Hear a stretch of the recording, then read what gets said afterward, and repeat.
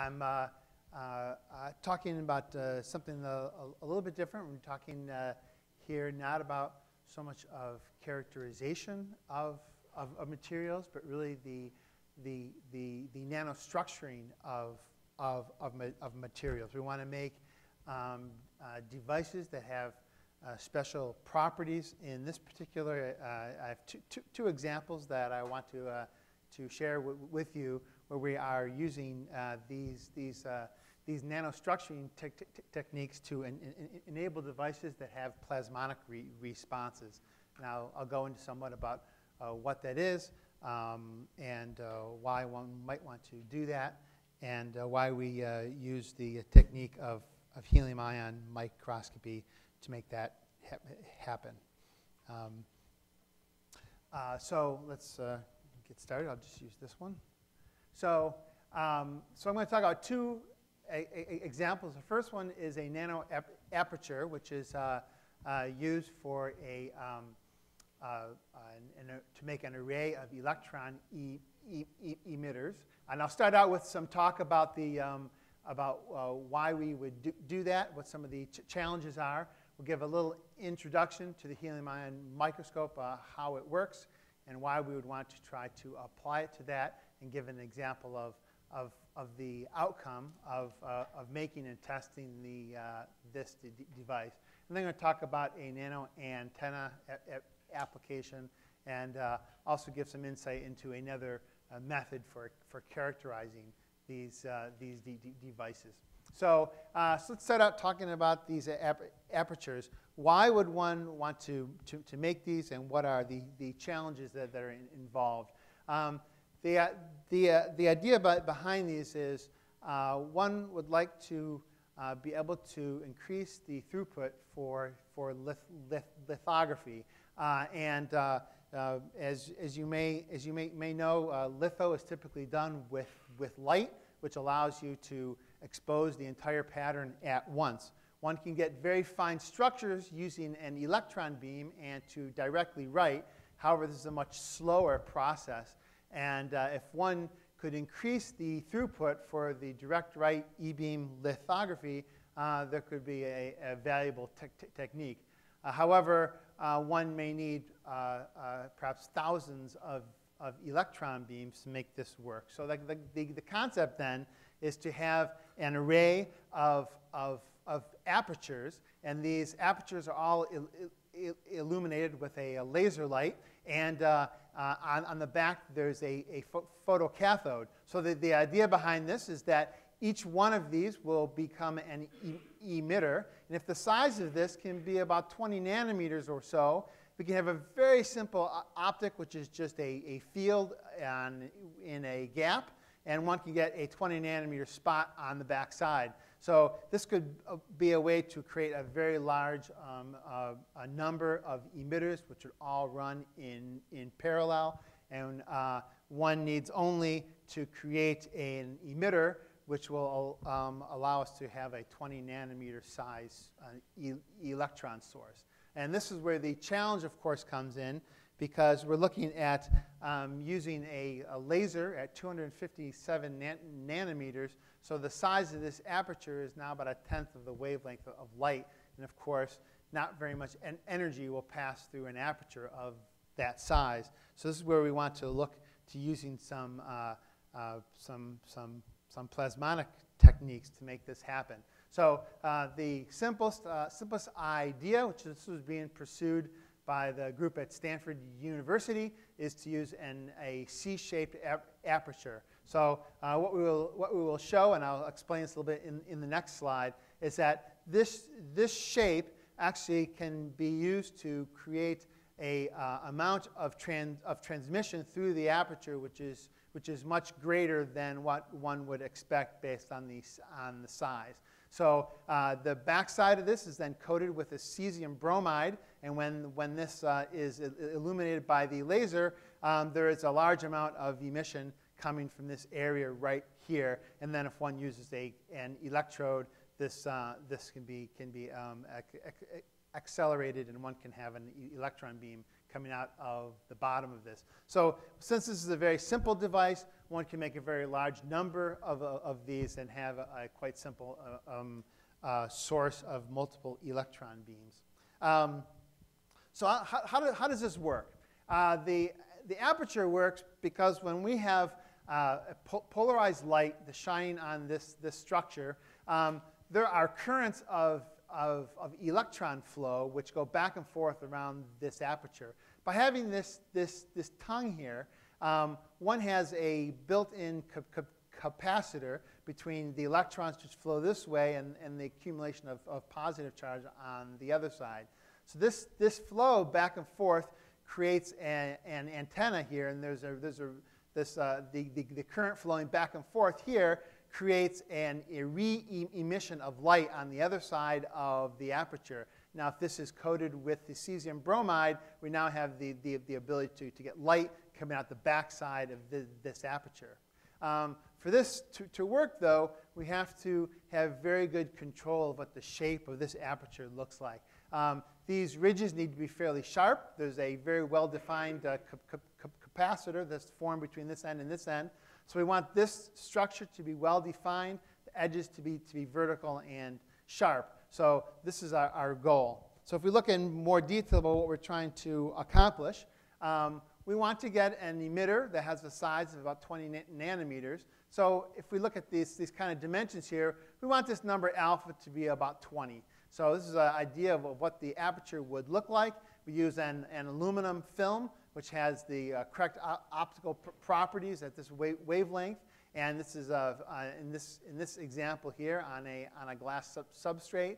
And we shine light through the back of it. We know from previous work, both simulations and experiments, show that as the size alpha goes down, the resonance wavelengths goes down. We need to extend ourselves all the way to about 257 here to be successful.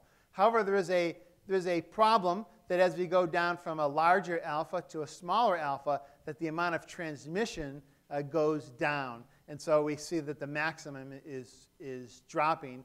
And so for us to get down to the necessary size here, we start to lose out in the transition on this side.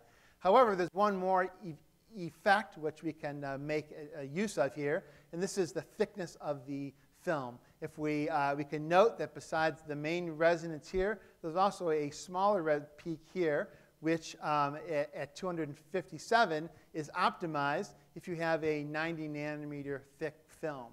So now, to get what we want, then we've completely defined the problem.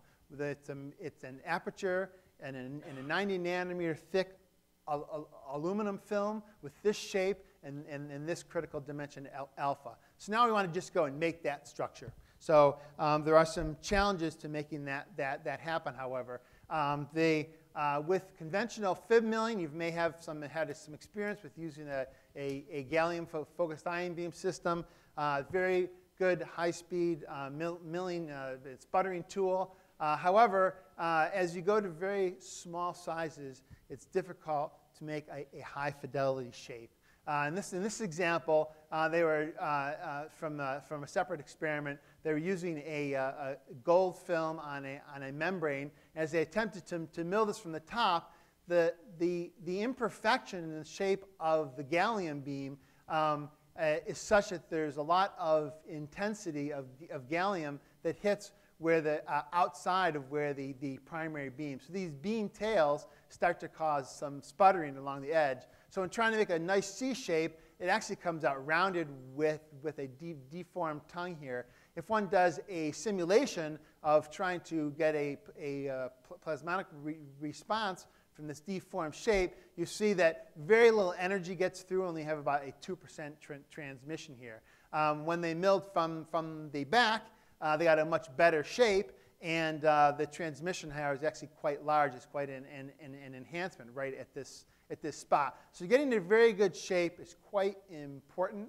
However, you see these are quite large. This has a critical dimension of about 150, and we need to be somewhere around 40 for the side edge here. So we need to now go smaller, take this to a smaller size. There is a problem with doing this with the gallium in that below about this size, one starts to have a lot of problems with forming the aperture with a good shape. And so the transmission starts to fall off as one goes to a small size, even using the better method. So we need to do something here. We want to be right down here in this kind of below 40, actually, for the number of alphas, way down here at the 20. So we need to be way over here. So we need a better way to make this aperture. So the question arises is, could we do this better?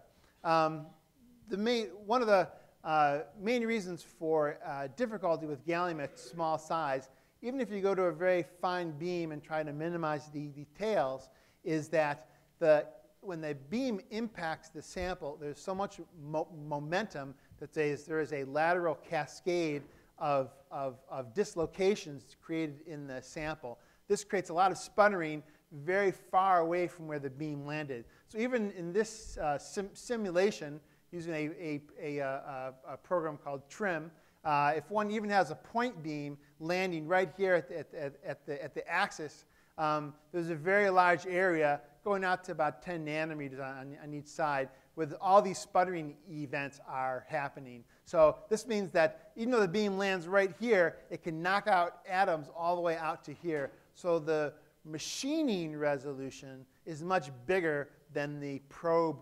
resolution. So this is a problem. So the question arises, could we do better if we were to use a different species? And if one looks at using a helium beam rather than a gallium beam, you have a much lower mass. You're talking about a mass 4 rather than 69, which is you have for gallium. And so if the beam is able to create a sputtering event right near the surface, you can succeed in removing some material. However, once the beam goes into the surface and into the bulk of the material, it cannot transfer enough momentum to sputter samples, to sputter atoms out. The only opportunity there could be is when if the ion is backscattered out of the material, it can cause some sputtering here.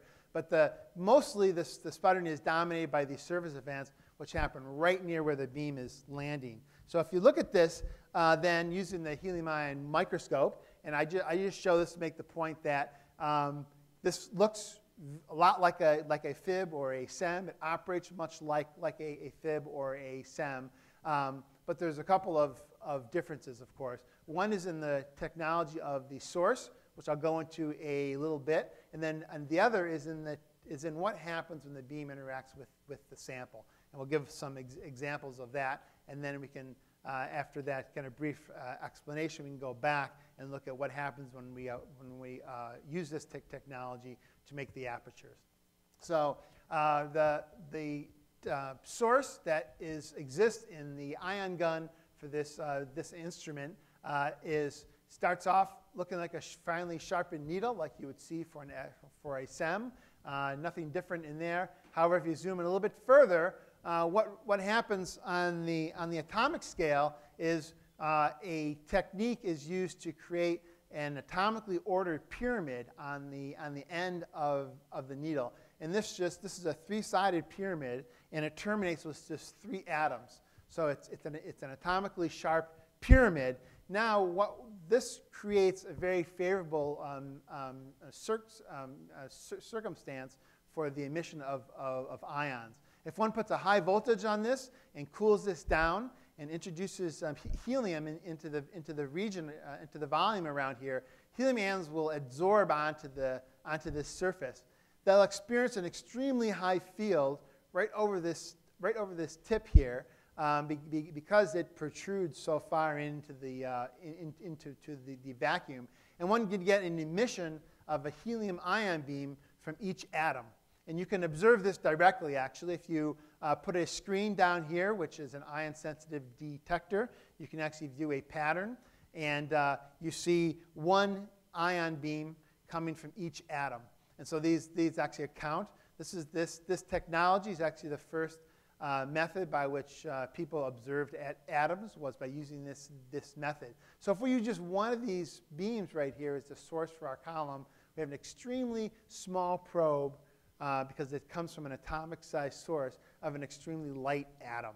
And so this allows a small probe to be formed. This is just an example of probably one of our best images as far as the resolution testing goes. This is a 0.21 nanometer resolution image, and so the beam is extremely sharp. And this means that we have a very fine scalpel to work with. In addition to the size of the probe, if we go back to our nice trim simulations and look at the sputtering, we'll see that it's very different. Except for these backscatter events, which you see here, almost all the sputtering is happening right in the center. If we kind of zoom in on that area right there, this area is just 1 or 2 nanometers within the radius, within where the landing spot of the beam is where all the sputtering is happening. So it's much more localized sputtering. And this is important if you want to make things that are small. Yeah, okay, thanks. So this is an example of some milling of a gold foil, which was done, and shaped can be done kind of from 100 nanometers down to 5 nanometers. This is a 100 nanometer thick freestanding foil into which we put a 5 nanometer hole. So it really shows that the sputtering is located very close to where the beam is landing. So now if we go back to our C apertures, we can see very clearly they were able to make very nice structures. Here's a blow-up of one of these. This has the required size, and you can see it's several times smaller than what's possible to be made with the gallium. Actually, these are some examples of the smallest ones attempted to be made with the gallium. We can make them very, very, very sharp, and very sharp edges. This is less than a 5 nanometer radius of curvature up in these corners. And so these were measured as photon emitters, and indeed there was a very small emission spot from each of these, and the current was measured from each of those. So they don't have yet direct measurements of the size of this emitter, but simulations do indicate indeed that it should be down to that size. So it really shows that with the ability to make the structure to that size, the required response can be had. I'm going to skip that slide and just quickly talk about the second example here. I have just a couple slides on this one. And in this case, these researchers are from Argonne National Lab. We're looking to make these very small structures, these antennae, across which plasmons could be coupled. So the idea is that these collective excitations in one antenna could couple across this gap to the other. And so the desire is to make a structure that has this kind of a shape. If these are made down to this shape, there will be a plasmonic response right down in this area, just a couple of eV, which would be in the visible. So this will have a response which it will have special properties for the transmission of visible light through the device. They attempted gallium milling at Argonne with this. The problem, of course, is the structure is way too big. You tell by the TEM there's lots of damage to this structure. And in fact, it causes so much stress from the knock-on damage from the gallium that the membrane actually folded up. So it was impossible to make a planar device. So they came to us and asked if we could make them a structure. And indeed, we did that. This is the design shape. This is what we were able to accomplish. Actually, this particular one had a gap of only 4 nanometers. So that's a 100 nanometer thick gold membrane that has a 4 nanometer gap milled all the way from the top down to the bottom. And when they looked at TEM of one of these that we had milled, you can see that the atomic structure is maintained quite well, even though the beam had gone right there and cut just a couple nanometers away. Now, there is some variation in the contrast. There are some dislocations, but in general, looks quite well. And then the plasmonic response was verified by looking at the energy loss, when using STEM eels. So this, the electron beam as it passes through here, is probing the energy loss from the plasmons. And it can be seen that right here in the visible regime, there are plasmons which couple across this gap. So the key to being able to do this is to be able to make this structure. So, so I just want to wrap up here and just say that using a different type of beam technology allows us to get down into making structures that were previously not possible, and in these examples show the ability to get a plasmonic response, which is new and unique, a field, I think, for a lot of research in the future. Thanks for your attention.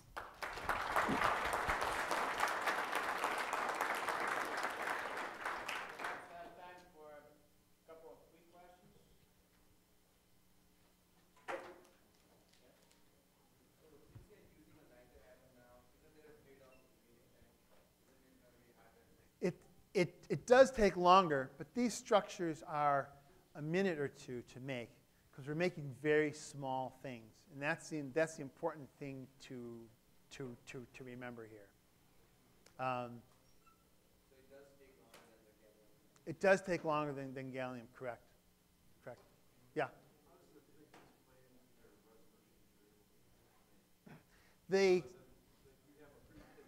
Right.